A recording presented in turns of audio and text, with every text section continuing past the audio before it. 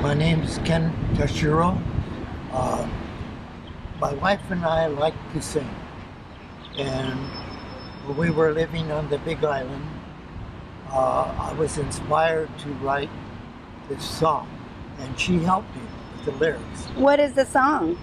It's "This Land Is Your Land," and it was written by Woody Guthrie, and it was sung by Pete Seeger. And so we took those words and we made new words for it that applied to Korea.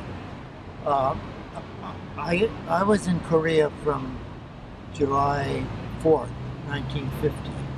I was there 1 week after the war started. I was in Japan with the occupation. So this song details all the things that I've seen. Started out in Busan, went up to the Coon River and had the first battle, and went up to... Let's go over. Let's go once more. Okay, all right. And then we went up to North Korea, went to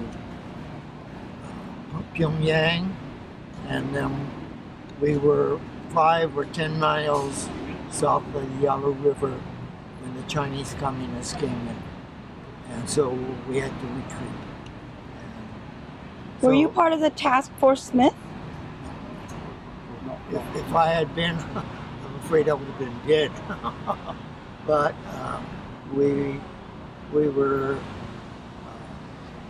I was fortunate and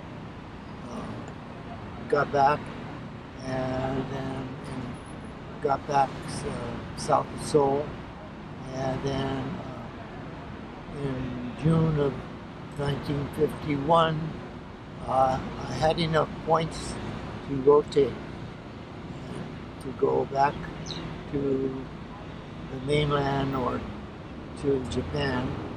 And since I had almost 10 months left, I was sent to Japan. Then I got out in May of 1952.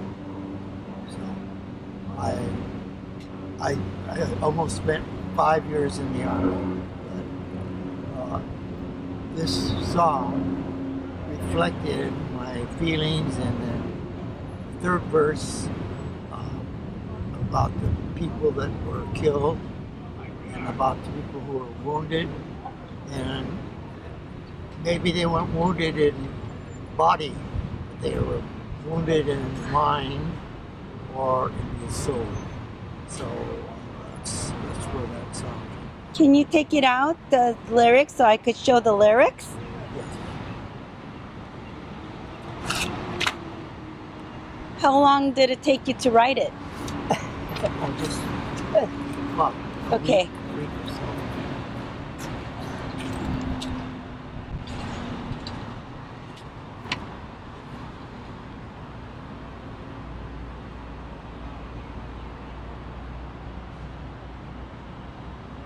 You know, here I was so surprised that you wrote against the armies of North Korea and the Chinese commies too.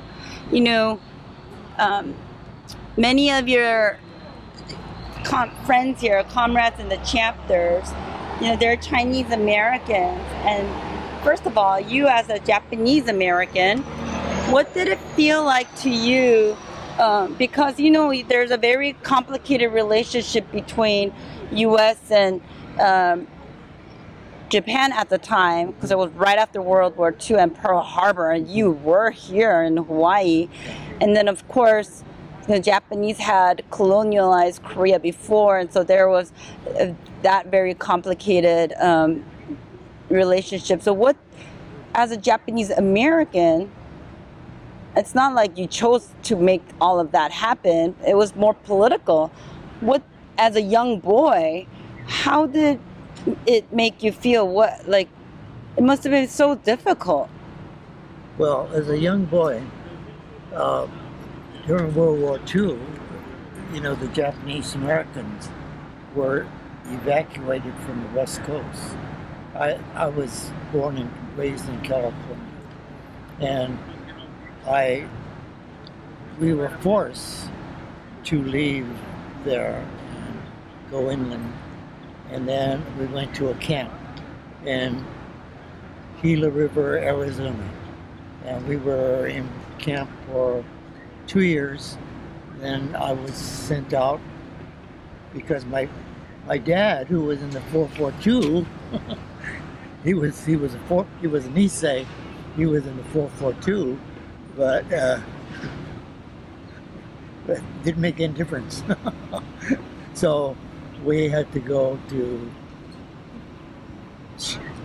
Minneapolis, and I went to high school there.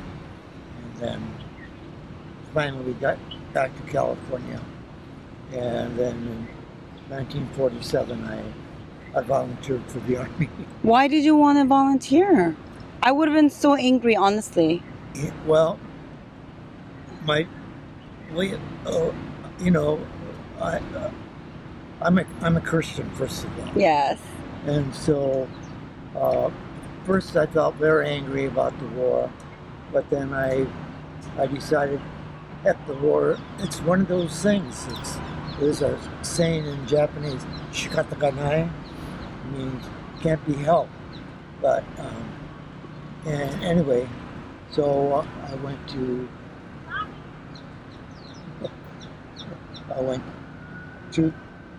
the Army, and I went to Army language school. I studied Japanese.